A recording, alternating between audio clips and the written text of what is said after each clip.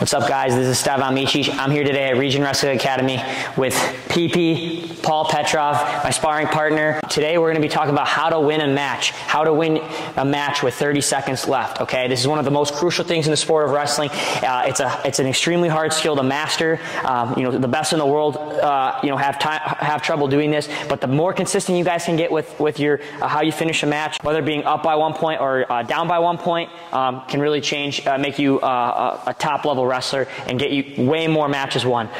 So before we get into it, guys, make sure to subscribe to the YouTube, like the video, turn notification bells on. Also, for the new year 2025, Happy New Year, guys. I started a Patreon where I'm going to be holding more of my long form content for wrestling technique videos. So if you guys want to see my breakdown over at Stevan Mićić World Champ Camp, make sure to click the link in description for the Patreon. We'll see a lot more of additional long form content, more analytical breakdowns of wrestling, film breakdowns, higher level technique, and to get in a little more depth to help you guys improve your wrestling game to the world level. So let's get into it. So I'm going to talk about winning a match with 30 seconds left. You guys are up a point and you need to make sure to win this. You got a couple factors, right? You got the referee. You don't want to get a stalling call. You don't want to let the guy onto a leg. Sometimes guys panic, take a bad shot. So there's a lot of things to deal with, right? And it doesn't feel like the beginning of a match where you shake hands and you can get after your offense. You're trying to slow this guy down a little bit, but you have to, it obviously takes practice. So the first thing I think that's most important is making sure to hold center with the guy.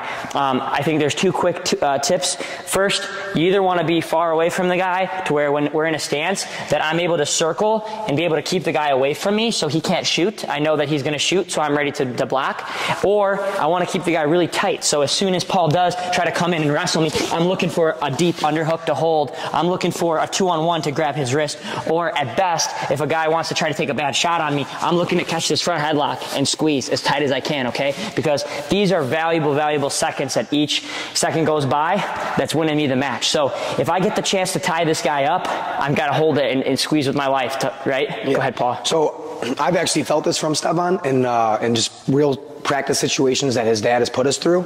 And a couple that I already knew, but I really didn't know how it felt until he did it to me. So we would do 30-second goes, and at times I was trying to close the gap, and he's good at keeping distance with his hands, but it's when he's circling that helps keep me disengaging. And then also when I finally do make contact, when he does get that underhook or that Russian, it feels so tight that he's locked in and he's going to eat away 5, 6, 7 seconds. And I'm like, oh my God, I'm wasting time. I gotta hustle, and he's not letting me get anything going. Yeah. It's very frustrating. It's very frustrating. That's what the goal is, to win a match. So you have to know that this is, especially when you're up by a point or 2 points or however many you're up and you don't want this guy scoring on you.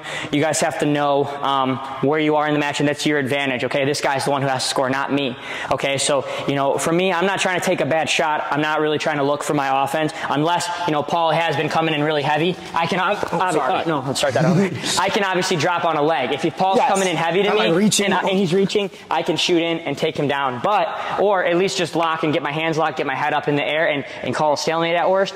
But I would like to, guys have trouble keeping their head up. But in general, I'm trying to keep my butt in the center. So if this is the center and Paul's pushing here, I'm looking to circle and redirect him and keep in the center. So that way, when I do back up a little bit, he does take the center again. I'm circling back and my butt goes back here.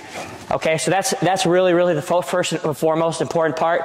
Hands posting on the shoulders and the head to keep him away and far enough distance away. I don't want to be, if I'm in this middle ground here, where he can really be physical and snap me around, that's where I'm in trouble. That's where he's going to find his offense. That's where he's going to slip underneath me for that quick shot, okay? And the last thing I'll say to make sure you can win these matches, be ready off the whistle. First things first, so many wrestlers win in big matches. You see it all the time. The guys from Dagestan have that on lock. They could take down so many guys. Little outside. At the at the Olympics. Oguyev did it at the Olympics in Tokyo. Sidikov's beaten Burroughs off the whistle twice with it. You see Sadulayev, look what he did to Gaziantep this year at the World Championships at 92 kilos. Off the whistle wrestling, these guys are ready. So you have to be locked in defensively, keeping your hands down, looking at my opponent. I'm paying attention. I'm not not looking at the clock, okay? Be ready off the whistle to circle, keep your hands down, and be ready for any attack. I'm going to be going into more detail on how to win my matches offensively as well as defensively, and get a little bit more in depth here on my Patreon, so make sure check out the link below. But that's it for today, guys. Make sure to subscribe to the video for more world-class content, baby. Let's go.